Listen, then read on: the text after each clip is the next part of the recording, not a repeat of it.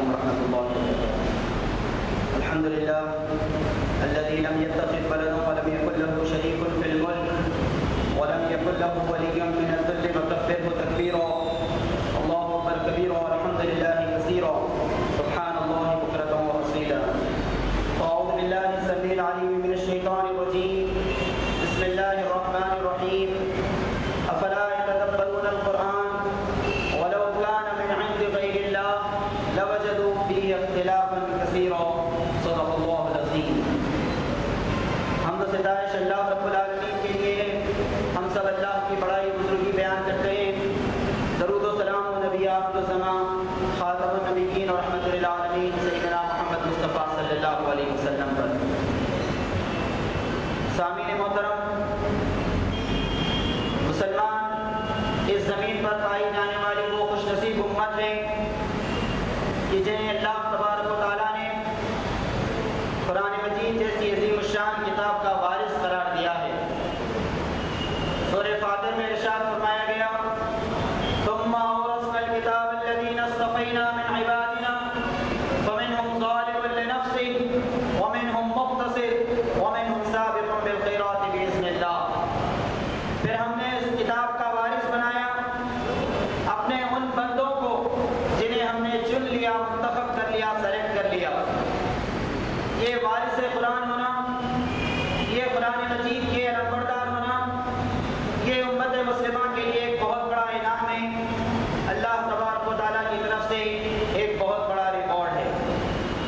پھر اس لحاظ سے مسلمان کو خوش نصیب امت ہے کہ جنہیں اس جدید دنیا کے سامنے، اس ماڈرن ورلڈ کے سامنے جو انفجار علم، ایکسپلوژن آف نالج کے دور سے گزرنے والی دنیا ہے کہ جس کا علم اب زمین کی وسعتوں تک محدود نہیں رہا بلکہ یہ خلاؤں تک اور چاند کی سطح تک پہنچ جانے والی دنیا ہے کہ جس نے زمین کی گہرائیوں میں پائے جانے والے خزانے تلاش کیے، سمندر کے اندر پائے جانے والے خزانے اس نے تلاش کیے اور اللہ تبارک و تعالیٰ کی عطا کردہ علم اور عقل کی نعمتوں کو بھرپور طریقے سے استعمال کیا اور اس دنیا کو نہایت ہی ترقی یافتہ اور موسٹ ماڈرن ورلڈ بنانے میں ایک اہم رول ادا کیا.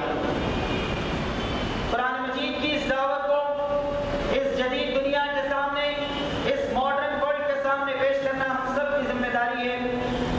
تو اسی چیلنجنگ انداز سے، اسی زوردار اور دلائل والے انداز سے ہمیں اس قرآن مجید کے میسیج کو دنیا کے سامنے پیش کرنا ہے کہ جیسا کہ خود قرآن مجید نے انداز اختیار کیا ہے. چنانچہ سورۃ الحجر میں ایک بات ارشاد فرمائی گئی کہ انا نحن نزلنا الذکر وانا له لحافظون. ہم نے اس قرآن مجید کو نازل کیا ہے اور ہم ہی اس کی حفاظت کرنے والے ہیں. اللہ تبارک و تعالیٰ نے خود اس قرآن مجید کی حفاظت کا ذمہ لیا ہے اور اس بات کو پورے چیلنج کے ساتھ بیان کیا گیا. گزشتہ مذہبی کتابوں کا مطالعہ کیجیے، آپ کو معلوم ہوگا کہ اللہ تبارک و تعالیٰ نے یہودیوں کا ذکر کرتے ہوئے ارشاد فرمایا کہ بِمَا اسْتُحْفِظُوا مِن کتاب اللہ. سورہ مائدہ میں فرمایا گیا کہ یہودیوں کو اس بات کی ذمہ داری دی گئی تھی کہ وہ اللہ تبارک و تعالیٰ کی بھیجی ہوئی کتاب توریت کو پڑھیں، اس پر عمل کریں اور یہ کہ اس کی حفاظت کی ذمہ داری بھی انجام دیں. استحفاظ کا لفظ استعمال کیا گیا جس کے معنی ہے حفاظت جانا. لیکن جب قرآن مجید کا ذکر آیا تو کہا گیا کہ ہم نے ہی اس قرآن مجید کو نازل کیا ہے اور ہم ہی اس کی حفاظت کرنے والے ہیں. استحفاظ کے بجائے حافظ کا لفظ استعمال کیا گیا اور فرمایا گیا کہ اس کتاب کی حفاظت امت سے نہیں چاہی گئی بلکہ اللہ تبارک و تعالیٰ خود اس کتاب کا حافظ ہے، وہی اس کتاب کی حفاظت کرنے والا ہے. انجیل مقدس یا بائبل کا مطالعہ کریں، 4 اناجیل اس وقت دنیا میں پائے جاتے ہیں، انجیل متی، لوقا، مرقس اور یوحنا کے نام سے. ان چاروں انجیل لکھنے والوں نے کبھی اس بات کا دعویٰ نہیں کیا کہ کبھی انہوں نے اپنی آنکھوں سے حضرت عیسیٰ علیہ السلام کو دیکھا ہے اور خود ان کی زبان سے سن کر انہوں نے ان کتابوں کو لکھا ہے. کبھی اس بات کا انہوں نے کلیم بھی نہیں کیا. لیکن قرآن مجید کا معاملہ اس سے بالکل مختلف ہے. اللہ کے رسول صلی اللہ علیہ وسلم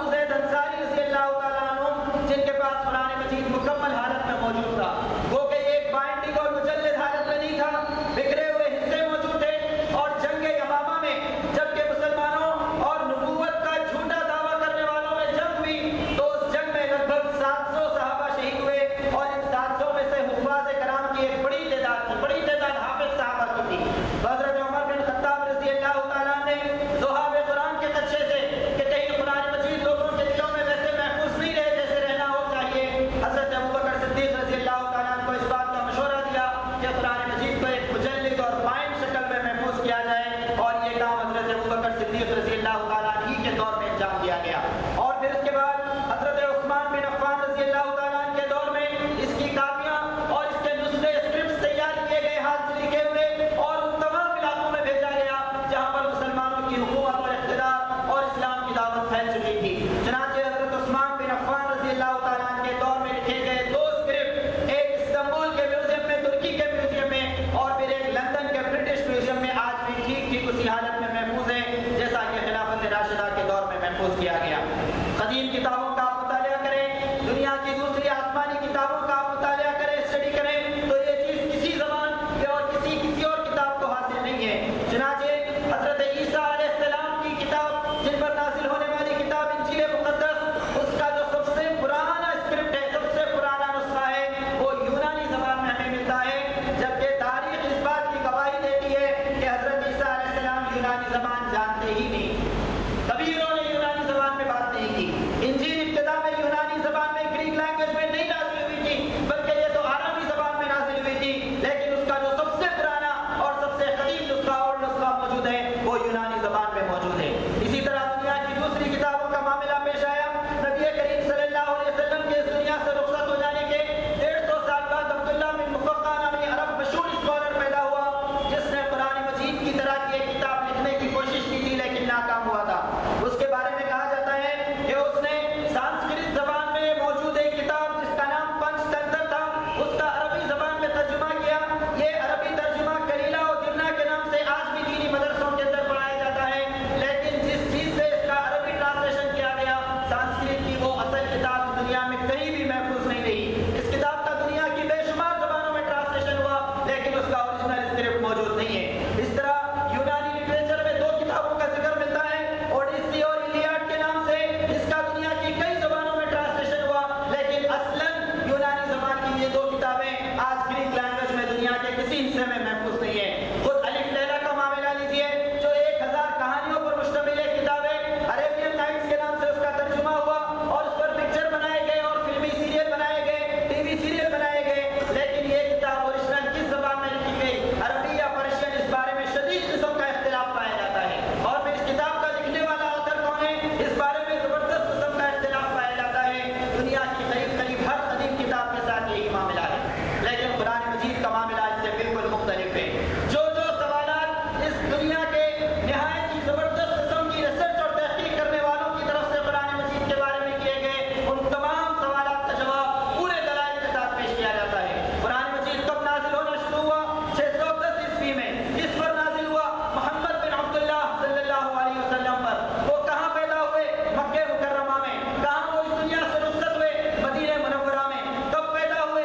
571 عیسوی میں۔ قرآن مجید کا نزول کتنے سال تک چلتا رہا؟ 23 سال تک، اور 632 عیسوی میں اس کا اختتام ہوا۔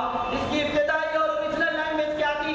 عربی زبان اس کی ابتدائی کتاب تھی۔ اس کتاب کے لکھنے والے کون تھے؟ ان کے پورے نام پوری صحت کے ساتھ۔ اس قرآن مجید کو لکھنے کا کام نبی کریم صلی اللہ علیہ وسلم کے بعد کتنے سالوں بعد شروع کیا گیا؟ کتنے سالوں بعد نہیں شروع کیا گیا، خود نبی کریم صلی اللہ علیہ وسلم کی نگرانی میں، آپ کی نگاہوں کے سامنے اسے لکھا گیا، محفوظ کیا گیا، یاد کیا گیا، تراویح میں سنایا گیا، نمازوں میں پڑھا گیا، دینی محفلوں میں پڑھا گیا، اور پوری صحت کے ساتھ، پوری آتھینٹسٹی کے ساتھ آئندہ نسلوں کے اندر منتقل کیا گیا۔ یہ جو آتھینٹسٹی ہے، یہ جو استناد ہے اور مستند ترین ذریعہ ہے، یہ قرآن مجید کے علاوہ دنیا کی کسی اور کتاب کو حاصل نہیں ہے۔ اسی لیے میونخ یونیورسٹی میں ایک ڈپارٹمنٹ قائم کیا گیا تھا، ڈپارٹمنٹ آف قرآن اسٹڈیز کے نام سے۔ انہوں نے دنیا میں پائے جانے والے 120 قرآن مجید کے نسخے جمع کیے، اور ہر دور میں لکھی جانے والی قرآن مجید، چاہے وہ ہاتھ سے لکھی گئی ہو یا 19 سینچری میں گٹنبرگ کا پریس ایجاد ہونے کے بعد لکھی گئی ہو، اور اس کے بعد 10-12 سال تک اس کی اسٹڈی کی گئی، اور یہ بات کہنے پر مجبور ہوئے کہ آج سے 1400 سال پہلے کا جو اسکرپٹ ہمیں ملتا ہے، نسخہ اور کتاب ملتی ہے، اور آج جو ماڈرن آفسیٹ پریس میں چھاپا گیا ہے، اس کے اندر ہم ایک لفظ کی اور ایک آیت کی کمی اور زیادتی نہیں پاتے۔ یہ چیلنج ہے جو قرآن مجید نے پیش کیا ہے، انا نحن نزلنا الذکر وانا لہ لحافظون۔ ہم نے ہی اس قرآن مجید کو نازل کیا ہے اور ہم ہی اس کی حفاظت کرنے والے ہیں۔ تو اس لحاظ سے امت مسلمہ اور مسلمان وہ خوش نصیب امت ہیں کہ جن کے پاس اللہ تبارک و تعالیٰ کا فائنل ورڈ اور آخری کلام بالکل ٹھیک اور صحیح حالت کے اندر موجود ہے، اور وہ ایمان اور یقین کی اعلیٰ ترین کیفیتوں کے ساتھ اس قرآن مجید کو دنیا کے سامنے پورے چیلنج کے ساتھ پیش کر سکتے ہیں کہ وہ یہ قرآن مجید کی دعوت ہم تمہیں پیش کر رہے ہیں۔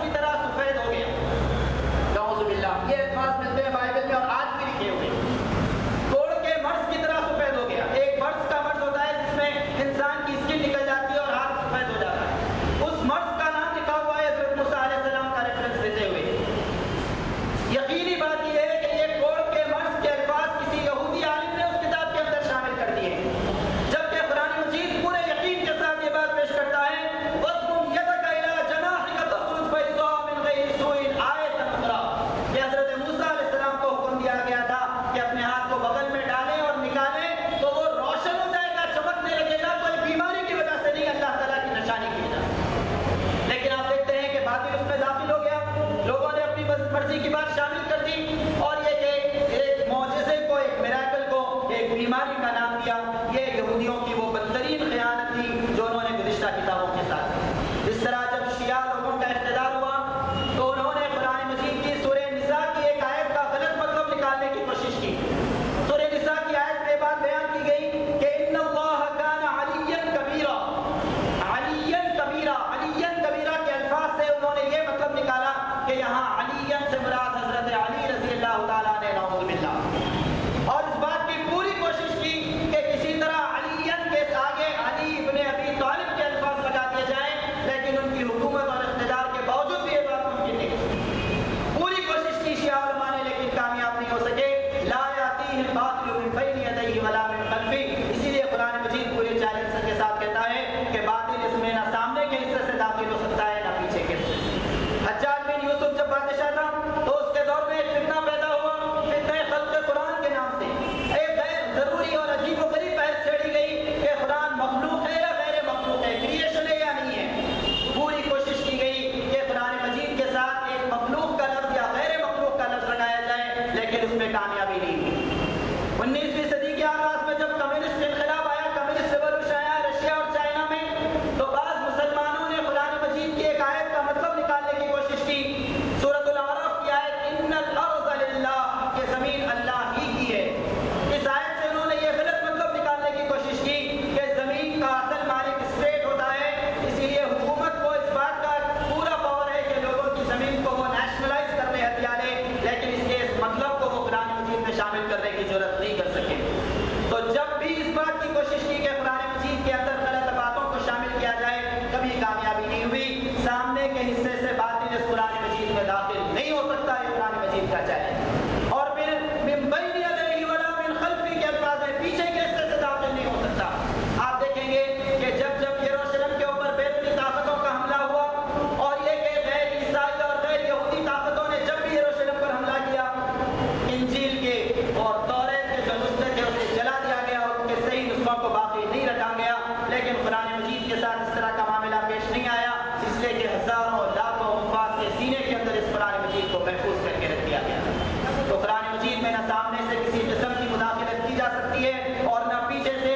یہ وہ چیلنج ہے جو قرآن مجید پیش کرتا ہے، یہ اسے اس دنیا کے ماڈرن ورلڈ کے سامنے ہمیں پیش کرنے کی ضرورت ہے۔ تیسری بات جو قرآن مجید نے پیش کی کہ بلسان عربی مبین، ہم نے صاف اور واضح اور کھلے کھلے عربی زبان کے اندر اس کتاب کو نازل کیا۔ چونکہ نبی کریم صلی اللہ علیہ وسلم کے پہلے مخاطب اور فرسٹ ایڈریس تھی جو تھے وہ عربی جاننے والے لوگ تھے، اسی لیے اس قرآن مجید کو عربی زبان میں نازل کیا گیا۔ اور پھر یہ کہ وہ قرآن عربی کو آج 1400 سال بعد تک محفوظ حالت میں باقی رکھا گیا، دنیا کی کسی اور زبان کا، کسی اور لینگویج کا یہ معاملہ نہیں ہے۔ چنانچہ آپ دیکھیں گے کہ کوئی بھی زبان 500 سال 600 سال کے اندر اتنی زیادہ تبدیل ہو جاتی ہے کہ خود اس لینگویج کے بولنے اور پڑھنے والوں کو اس کتاب کے سمجھنے میں مشکل پیش آتی ہے۔ 1400 عیسوی کے اندر جیفری چوسر نامی ایک انگلش آتھر نے غیر معمولی قسم کا لٹریچر لکھا، اور 1600 عیسوی میں ولیم شیکسپیئر نے انگلش زبان کے ڈرامے لکھے۔ یہ دونوں انگلش کے بہت مشہور آتھر مانے جاتے ہیں، لیکن آج کوئی انگریز بھی ان کی کتابوں کو پڑھنا اور سمجھنا چاہے تو اس وقت تک نہیں سمجھ سکے گا جب تک کہ اس کے سامنے لغت یا ڈکشنری موجود ہے، بلکہ اسے اس طرح ترجمہ کر کے پڑھا جاتا ہے جس طرح کسی دوسری لینگویج کے لٹریچر کو ترجمہ کر کے پڑھا جاتا ہے۔ بہت دور مت جائیے، آپ کی اپنی ریاست آندھرا پردیش میں جو زبان بولی جاتی ہے، اس کے 400 سالہ پرانے شاعر جو پوئٹ گزرے ہیں، ان کی شاعری نکال کر آج ایک تیلگو میڈیم اسکول میں پڑھنے والے بچے کے سامنے پیش کیجیے۔ اس میں ارنا، تکنا، بودنا، ننیا اور اس طرح کے شعراء کے نام آتے ہیں۔ ان کی شاعری کو ایک عام تیلگو زبان بولنے والا نوجوان سمجھ نہیں سکتا اس وقت تک جب تک کہ کسی کی مدد حاصل نہ کرے یا ڈکشنری اپنے سامنے رکھ کر نہیں بیٹھے۔ لیکن یہ معاملہ عربی زبان کے ساتھ پیش نہیں آیا۔ آج اگر 2000 سال پہلے کا کوئی عرب زندہ ہو جائے اور وہ 2000 سال پرانی عربی زبان بولنے لگے تو اسی طرح بولا اور سمجھا جائے گا جس طرح 2000 سال پہلے اس کی لینگویج کو سمجھا جاتا ہے۔ ایسا محسوس ہوتا ہے کہ قرآن مجید نے عربی زبان کو پکڑ رکھا ہے، جکڑ رکھا ہے، اور اس کے اندر وہ تبدیلی واقع نہیں ہو سکی جس طرح کی دوسری زبانوں کے اندر تبدیلی واقع ہوئی۔ رومن امپائر میں لاطینی زبان بولی جاتی تھی، لیٹن لینگویج بولی جاتی تھی، اور یہ کہ اس امپائر کے، اس حکومت کے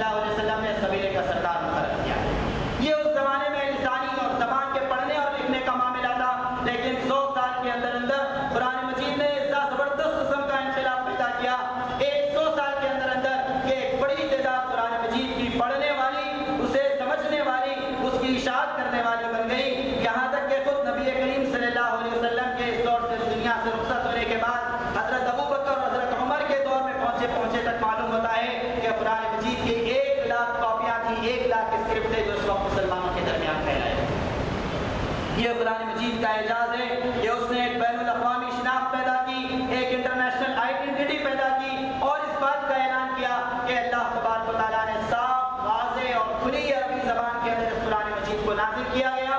اس عربی زبان کو ڈیڈ ہونے سے، آؤٹ ڈیٹڈ ہونے سے، فرسودہ اور آرتھوڈکس ہونے سے بچایا گیا، اور آج یہ زبان ایک زندہ زبان، ایک لائف لینگویج کی حیثیت رکھتی ہے، جس کی دعوت پوری دنیا کے سامنے پیش کی جاتی ہے۔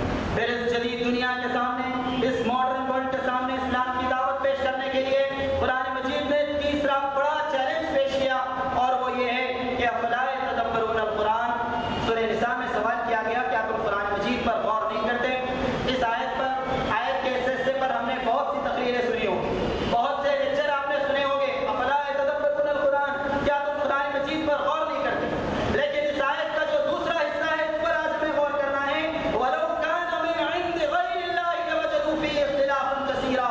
قرآن مجید کہتا ہے کہ کیا تم قرآن مجید پر غور نہیں کرتے؟ اگر یہ قرآن مجید اللہ تبارک و تعالیٰ کے علاوہ کسی اور کے پاس سے نازل ہوتا تو اس میں تم زبردست قسم کا اختلاف پاتے۔ اختلاف کہتے ہیں کانٹراڈکشن کو، ایک آیت دوسری آیت سے ٹکرانے والی ہوتی، ایک سورے کا مفہوم اور کانسیپٹ دوسرے سورے سے ٹکرانے والا ہوتا، کہیں نماز کو فرض قرار دیا جاتا، کہیں نفل قرار دیا جاتا، کہیں زکوٰۃ ادا کرنے کا حکم دیا جاتا، کہیں اجازت دی جاتی کہ زکوٰۃ دو یا نہ دو یہ تمہاری مرضی، کبھی حج کو لازم قرار دیا جاتا، کبھی لازم قرار نہیں دیا جاتا۔ لیکن اس طرح کا کوئی اختلاف اور کوئی کانٹراڈکشن قرآن مجید کی کوئی دو آیتوں کے درمیان نہیں پایا جاتا۔ یہ قرآن مجید کی شان ہے، اس کا اعجاز۔ حالانکہ ایک ساتھ نازل ہونے والی کتاب نہیں ہے، 23 سال کی مدت میں نازل ہونے والی کتاب ہے، اور ان کی کسی دو آیتوں کے اندر اور کوئی دوسرے کی دو سوروں کے اندر اختلاف نہیں پایا جاتا۔ اس آیت کا ایک دوسرا مفہوم ہے، وہ یہ کہ قرآن مجید جو بات پیش کرتا ہے وہ باہر کی اس دنیا سے کبھی نہیں ٹکرائے گا، دنیا کے حقائق اور ریالٹی سے کبھی نہیں ٹکرائے گا۔ یہ قرآن مجید کا چیلنج ہے جو اس نے پیش کیا ہے۔ چنانچہ آپ دیکھیں گے قرآن مجید نے بہت ہی نازک عنوانات پر اظہار خیال کیا ہے، لیکن یہ کہ 1400 سال گزر جانے کے بعد قرآن مجید کی ایک ایک آیت کا مفہوم، اس کا صحیح ایکسپلینیشن، اس کی اپنی پوری لاجک اور منطق کے ساتھ آج ہمارے سامنے آتا ہے، اور انسان بے اختیار اٹھتا ہے کہ یہ اللہ تبارک و تعالیٰ کا کلام ہے، اور یہ کہ اس کلام کو اس دنیا کے سامنے پیش کرنا یہ وقت کی سب سے اہم ترین ذمہ داری ہے۔ آئیے میں آپ کے سامنے ایک آسان سی مثال پیش کروں۔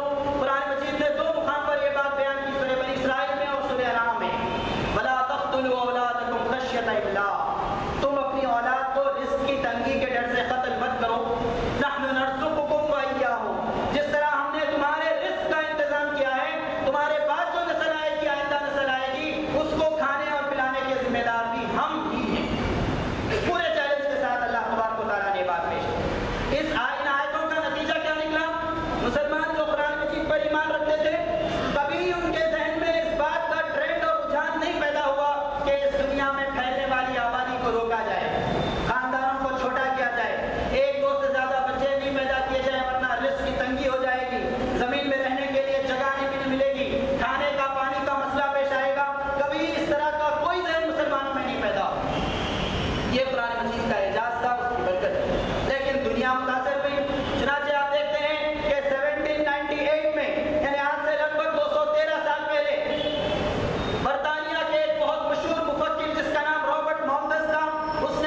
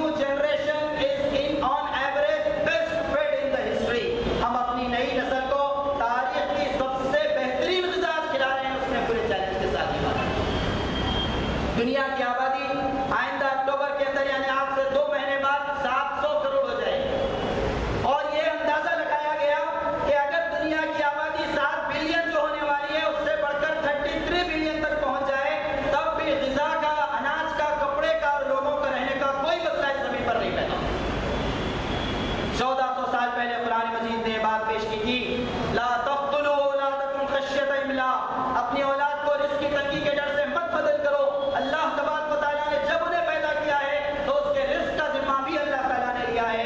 یہ قرآن مجید کا وہ چیلنج ہے کہ اگر یہ قرآن مجید اللہ تبارک و تعالیٰ کے علاوہ کسی اور کے پاس سے نازل ہوتی لوجدوا فیہ اختلافا کثیرا، تم اس کے اندر زبردست قسم کا اختلاف اور کنٹراڈکشن پاتے.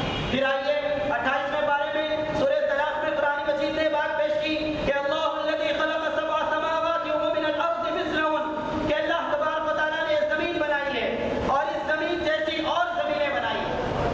اس زمین جیسی اور زمینیں کہاں پائی جاتی ہیں؟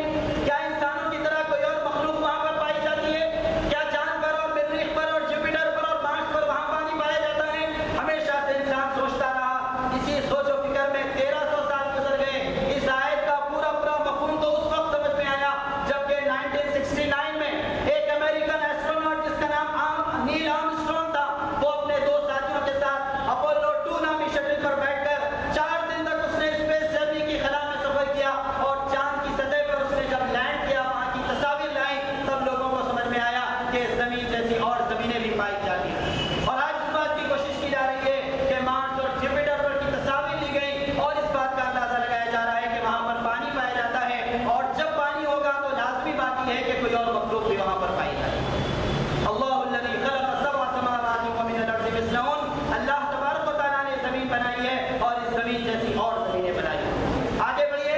قرآن مجید نے انسان کی پیدائش سے پہلے کے مراحل بیان کیے کہ انسان جب 9 مہینے ماں کے پیٹ میں رہتا ہے تو اس وقت کی کیا کیفیت ہوتی ہے. جس زمانے میں قرآن مجید نازل ہوا اس زمانے میں سرجری اور یہ کہ میڈیکل اکوپمنٹ اور الٹرا ساؤنڈ اسکیننگ اس طرح کی کوئی چیز نہیں پائی جاتی تھی. لیکن سورہ مومنون اور سورہ زمر کے اندر انسان کی تخلیق اور ہیومن ایمبرایو کے ڈیولپمنٹ کے جو مراحل بیان کیے گئے وہ نہایت ہی حیرتناک مراحل ہیں. چنانچہ سورہ مومنون میں فرمایا گیا کہ وَلَقَدْ خَلَقْنَا الْإِنسَانَ مِنْ سُلَالَةٍ مِّن طِينٍ، ہم نے انسان کو مٹی سے بنایا. ثُمَّ جَعَلْنَاهُ نُطْفَةً فِي قَرَارٍ مَّكِينٍ، ایک خاص جگہ اسے نطفے کی حالت میں رکھا. ثُمَّ خَلَقْنَا النُّطْفَةَ عَلَقَةً فَخَلَقْنَا الْعَلَقَةَ مُضْغَةً فَخَلَقْنَا الْمُضْغَةَ عِظَامًا فَكَسَوْنَا الْعِظَامَ لَحْمًا. ہم نے نطفے کو پھر خون کے 2 ٹکڑے میں تبدیل کیا اور پھر سے گوشت کے ٹکڑے میں. یہ پورے مراحل سورہ مومنون کے اندر بیان کیے قرآن مجید. اور سورہ زمر میں یہ بات بیان کی 23ویں اور 24ویں پارے کے سورہ زمر میں کہ اللہ تبارک و تعالیٰ نے 3 اندھیروں میں 3 تاریک پردوں میں انسان کی تخلیق کی. بہت ہی پرخطر بیان تھا قرآن مجید کا جو سورہ مومنون اور سورہ زمر میں بیان کیا گیا. لیکن اسی بیان کو 1400 سال گزر گئے. کینیڈا کے ایک بہت ہی مشہور سرجن جس کا نام ڈاکٹر کیتھ مور تھا، اس نے قرآن مجید کی آیتوں پر غور کیا اور پھر یہ کہ وہ اس طرح کی تمام چیزوں پر ریسرچ کرتا تھا. جو ایمبرایولوجسٹ تھا یہ بات اچھی طرح جانتا تھا کہ انسانی جسم کے اندر کس طرح ایک بچہ پروان چڑھتا ہے اور اس کے مختلف مراحل ہوتے ہیں. پہلی مرتبہ جب قرآن مجید کی آیتوں کو اس نے پڑھا تو اس کی آنکھیں کھلی کی کھلی رہ گئی. اپنے ساتھیوں کے ہمراہ کئی مرتبہ اس نے کنگ عبدالعزیز یونیورسٹی جدہ کا وزٹ اس نے کیا. وہاں کے اس نے مسلم پروفیسر سے بات چیت کی، قرآن مجید کی آیتوں کا ترجمہ اور تشریح پوچھی اور پھر اس کے بعد اس نے اپنا جو پیپر پریزنٹیشن پیش کیا 1984 کے اندر اس نے بات بیان کی ایک پریس کانفرنس میں. اور دنیا کے تمام مشہور اخبارات میں یہ بات ہیڈنگ کی شکل میں آئی کہ 1400 سال پہلے نازل ہونے والے قرآن مجید اپنے نازل ہونے کے 1400 سال بعد کی خبریں پیش کرتی ہے. The ancient book of 1300 year old is ahead of modern era، یہ اخبارات میں ہیڈنگ شائع ہوئی اور یہ بات بیان کی گئی کہ قرآن مجید نے جو بیان پیش کیا انسانی تخلیق کے بارے میں ٹھیک آج اس کی ماڈرن سائنس اور میڈیکل سائنس اس نتیجے پر پہنچی بہت برسوں کی تحقیق اور تجربے کے بعد. یہ بات ہے جو قرآن مجید پیش کرتا ہے کہ لوجدوا فیہ اختلافا کثیرا. اگر یہ قرآن مجید اللہ تبارک و تعالیٰ کے علاوہ کسی اور کے پاس سے نازل ہوتا تو تم اس میں زبردست قسم کا اختلاف دیکھو. پھر سورہ یونس کا مطالعہ کیجیے. سورہ یونس کی آیت نمبر 92 میں قرآن مجید نے ایک اور بات چیلنج کے ساتھ پیش کی تھی. موسیٰ علیہ السلام اور فرعون کی کشمکش بیان کی اور اس کے بعد فرمایا کہ فَالْيَوْمَ نُنَجِّيكَ بِبَدَنِكَ لِتَكُونَ لِمَنْ خَلْفَكَ آیَةً. آج ہم نے فرعون کی لاش کو محفوظ کر دیا تاکہ بعد میں آنے والوں کے لیے نشانی کا کام بن جائے. یہ فرعون کی لاش کہاں پر پائی جاتی ہے، کس طرح اس کو محفوظ کیا گیا، کیسے اس سے عبرت حاصل کی جائے،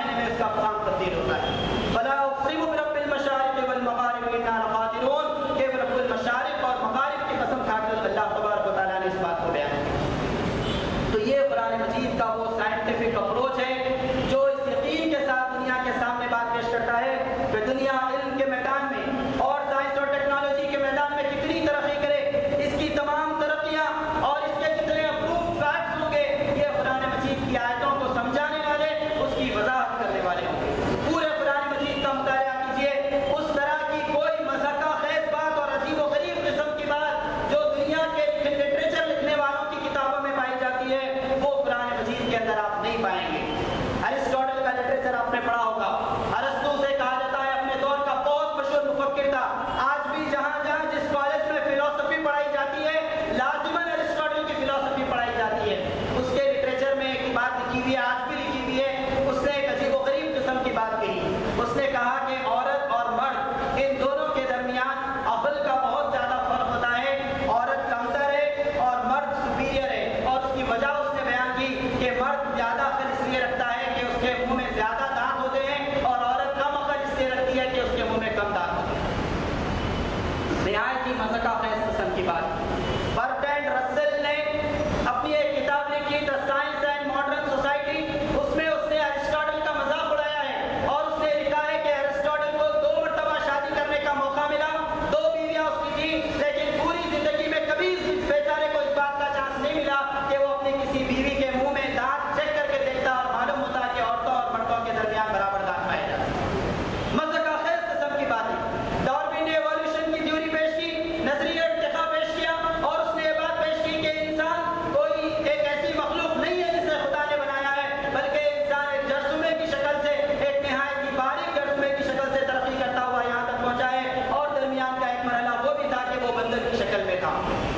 اور یہ کہ ڈارون کے اس دنیا سے گزر جانے کے بعد جبکہ دنیا کی عمر معلوم کی گئی، اس زمین کی ایج معلوم کی گئی، 2000 ملین سال کی یہ عمر زمین کی ہے، تو اس موقع پر ڈارون کے ماننے والوں سے اور اس کے اس نظریے کے علمبرداروں سے سوال کیا گیا کہ اتنی لمبی مدت گزری اور اس کے بعد پھر انسان کے اندر مزید تبدیلیاں کیوں نہیں ہوئی، اور جو جانور پائے جاتے ہیں اس کے اندر مزید تبدیلیاں کیوں نہیں ہوئی؟ تو اس نے ان لوگوں نے کہا کہ یہ تبدیلی 1-2 سال میں نہیں ہوتی، اس کے لیے تو 500 بلین سال 1000 بلین سال چاہیے۔ پھر سوال کیا گیا کہ ٹھیک ہے 500 بلین سال اور 1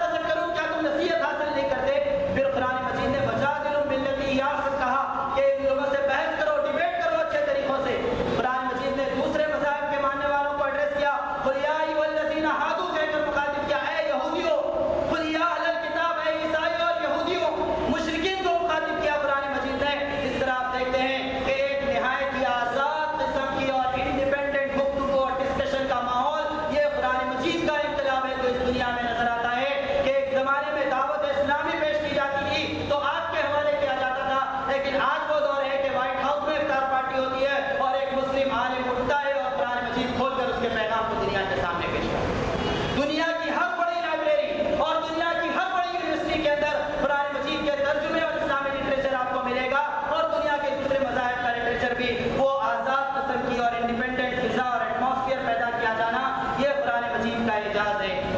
میں اپنی گفتگو کو اس بات پر ختم کرتا ہوں کہ قرآن مجید جو اس جدید اور ماڈرن ورلڈ کے سامنے پیش کرنا ہے، ان دلائل کی بنیاد پر پیش کرنا ہے جو قرآن مجید نے پیش کیے۔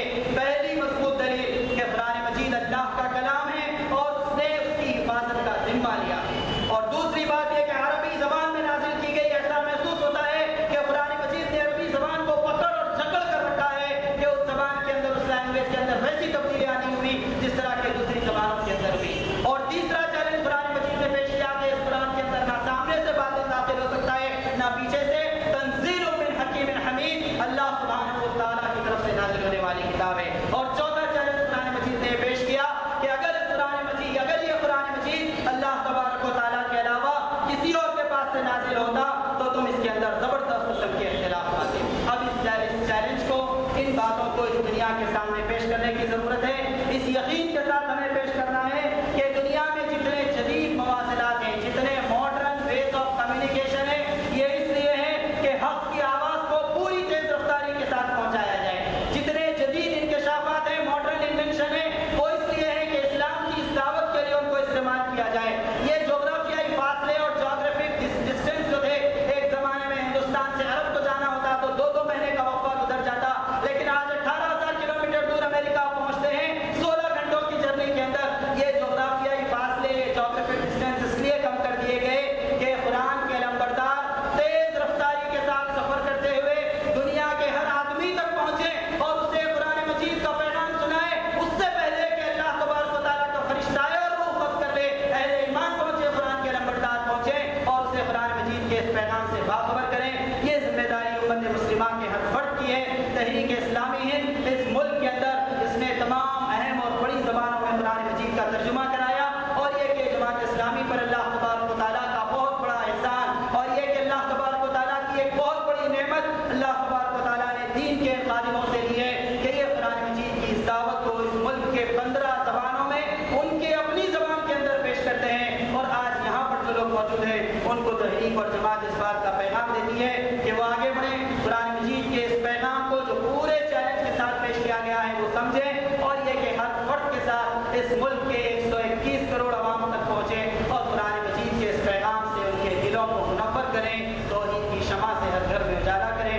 میں اللہ تعالیٰ سے دعا کرتا ہوں کہ ان باتوں پر غور کرنے اور عمل کرنے کی توفیق عطا فرما، قرآن مجید کو ہمارے دل کا نور بنا دے، ہمارے سینے کا سرور